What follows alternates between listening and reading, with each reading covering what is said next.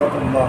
আজকের ভিডিওতে আলোচনা করব ব্যারিস্টার সৈয়দ সাইদুল হক সুমন ভাই সম্পর্কে। আমি সংক্ষিপ্ত কিছু কথা আপনাদের সামনে উপস্থাপন করব। যাই হোক, প্রথমত বলবো ব্যারিস্টার সৈয়দ সাইদুল হক সুমন ভাইকে এত ভালো কেন লাগে। আসলে উনি যেভাবে কথা বলেন, আমার মনে হয় যে যেভাবে সাহাবাই কেরাম এই ইসলামের শাসন করেছেন, ঠিক তদ্রূপভাবে আমার সোনারঘাটের গর্ব ব্যারিস্টার সৈয়দ সাইদুল হক সুমন ভাই এইভাবে কথা বলতেছেন, ন্যায়ের পক্ষে কথা বলতেছেন, অন্যায়ের বিপক্ষে কথা বলতেছেন। উনি সবসময় সর্বদা ন্যায়ের পক্ষে থাকেন, অন্যায়কে কোনো প্রশ্রয় দেন না।